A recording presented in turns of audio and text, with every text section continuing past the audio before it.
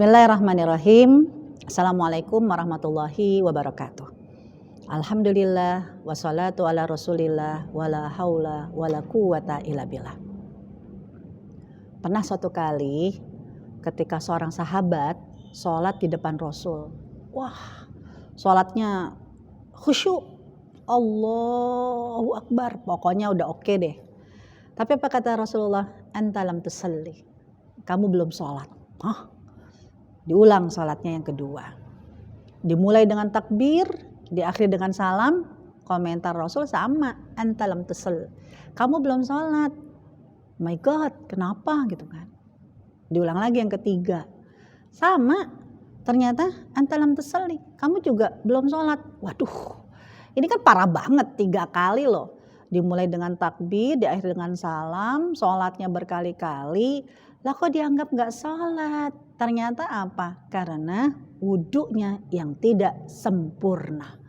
Karena kalau wudunya tidak sempurna, berarti dia tidak memenuhi syarat sahnya sholat. Nah, berarti kan wudu itu urgen banget, penting banget dengan kesempurnaannya.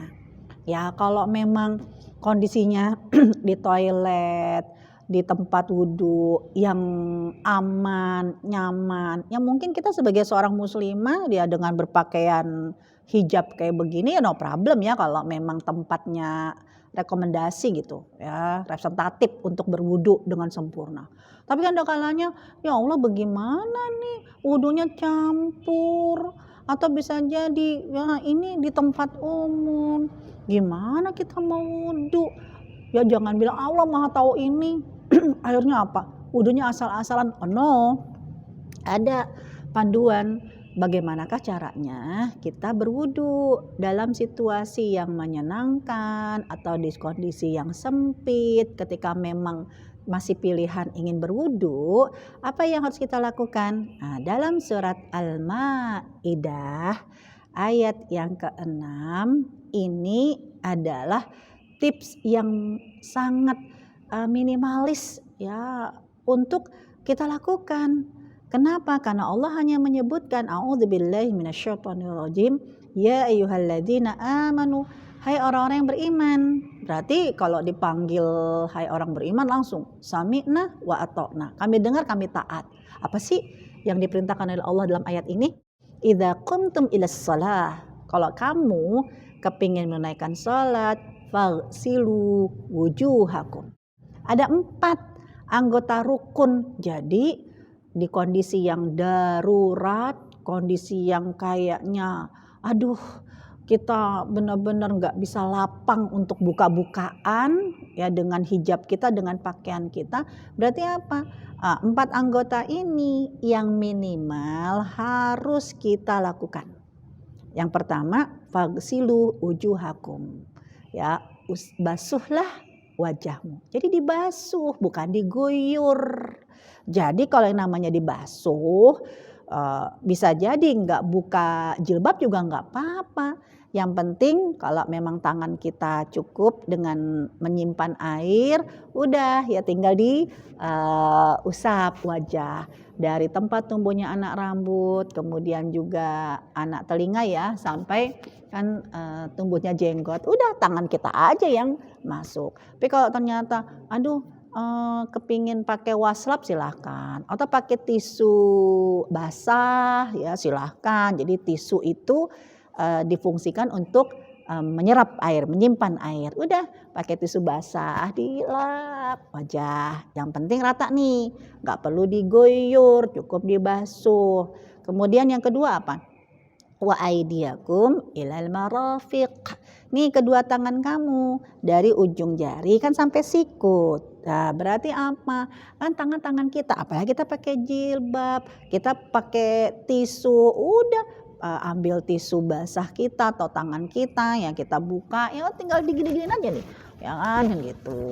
Ya, kemudian juga ini rogoh-rogoh tangan kita. Yang penting pastikan jam tangan dibuka, cincin dibuka. Ya, kenapa? Karena anggota di bawah cincin, kulit di bawah jam kan harus terkena air.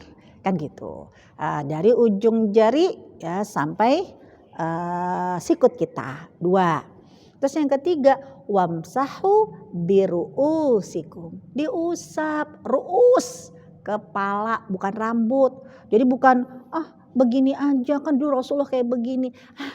Kita kan masih memungkinkan. Ini rukun. Jadi selama masih rukun itu bisa kita komitmenkan, udah Allah menyuruh kepala cuma diusap. Ambil sedikit air, kalau memang mau pakai tisu, udah deh tinggal masukin ya. Jangan begini. Ini mah kalau ngasuh begini nih berarti masih muka.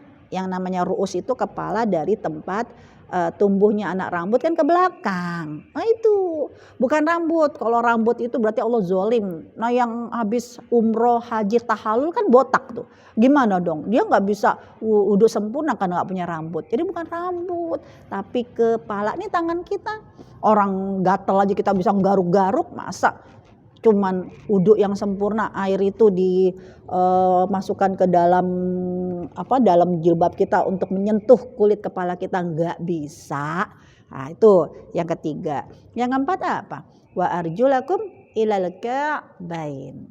Kedua kaki kamu sampai mata kaki. Nah itu kan gampang lagi. Ambil waslap, ambil tisu basah, udah ya kita tinggal tinggal sempurnakan semua rongga-rongga di jemari kita. Yang penting dipastikan semua kena air.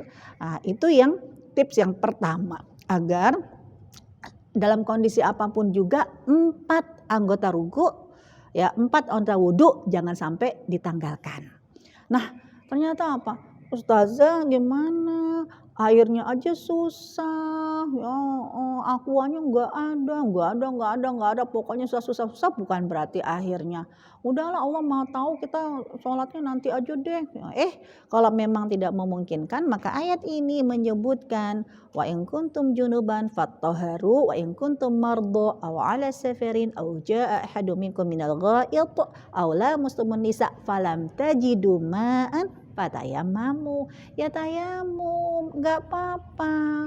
Dan kadang tayamum itu nggak mesti karena nggak ada air. Dia kondisi sakit, air mah banyak. Tapi kondisi sakit, aduh gemeteran aku kalau kena air walaupun air anget. Atau kondisi di safar, ya di perjalanan bukan nggak ada air, air melimpah. Contohnya apa? Di pesawat.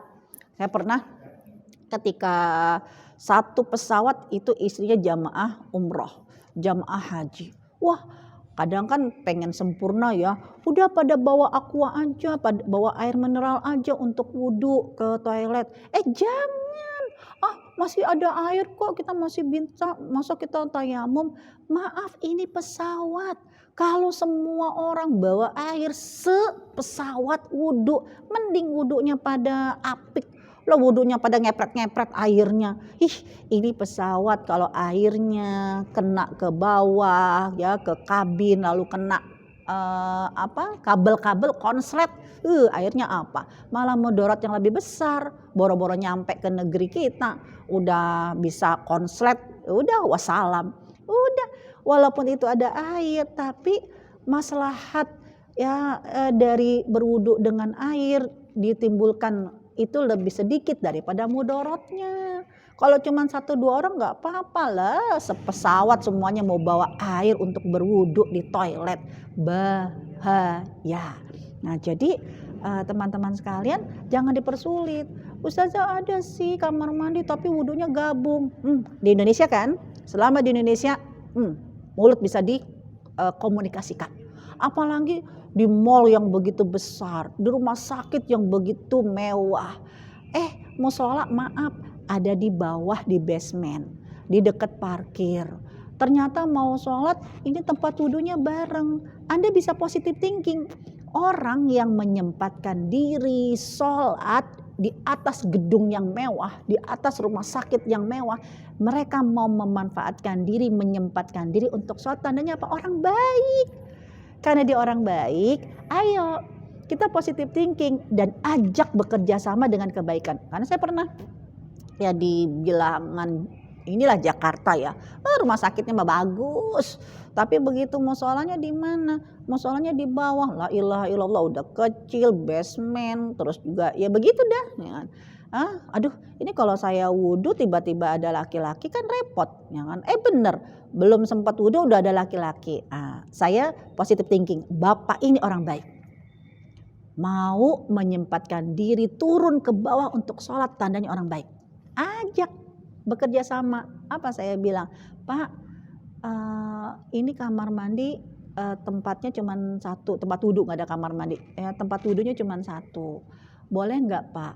Ya kita bergantian dan nanti kalau ada yang lain datang, tolong dikomunikasikan bahwa ini gantian. Oh ya silakan ibu. Karena saya kan waktu itu cuma punya anak kecil ya, nggak mungkin anak kecil diajak. Udah, saya bilang udah adik di sini. Udah si bapak itu begitu ada yang datang, tadi dulu gantian, ibu-ibu dulu yang wudhu. Padahal cuma saya sendiri, ibu-ibu yang wudhu. Artinya apa? Kalau di Indonesia kondisi kayak apapun menghargai orang beribadah itu kan dilindungi oleh undang-undang. Yang penting kita berani mengkomunikasikan. Jadi nggak ada alasan ya kita istilahnya meremehkan sholat kita karena kita susah berwudu. Akhirnya udahlah kita jamak aja, udahlah nanti kita qada aja. No. Sholat itu ada waktu-waktunya. Dan setiap ingin menunaikan sholat di waktunya, kita harus berwudu. Dan wudu pun ada dispensasinya. Karena ujung ayatnya Allah yang berfirman, Ma yuridullahu liyaja'ala alaikum min haraj. Ini bukan untuk mempersulit kamu, walaki yuridu liyutahhirakum. Karena ingin mensucikan kamu. Sebab orang yang bersuci, innallaha yuhibbut tawabina wa yuhibbul mutatahhirin. Agar dimanapun kita berada dengan kita berwudu, Allah suka sama kita, Allah sayang sama kita. Itu janji Allah, Allah gak akan ingkar janji. Apalagi lagi di rumah sakit, kita wudu tuh biar Allah sayang sama kita. Kita di pasar wudu biar Allah melindungi kita, Allah sayang sama kita. Wa liyutimma ni'matahu alaikum. Dan tujuannya agar Allah menyempurnakan. Ini loh Allah baik banget loh. Yang penting kamu selalu menjaga wudhu kamu, selalu komitmen ikhtiar dengan wudhu kamu, la'allakum tashkurun. Agar kalian bersyukur. Syukur aja fadilahnya luar biasa. La in syakartum la azidannakum. Wujud kamu tetap berwudhu dalam kondisi kamu suka atau tidak suka, sesungguhnya itulah adalah wujud syukur kamu dan pasti la azidannakum, semakin dibuka rezeki-rezeki yang tak terbilang. Wallahu a'lam bishawab. Akhirul kalam. Assalamualaikum warahmatullahi wabarakatuh.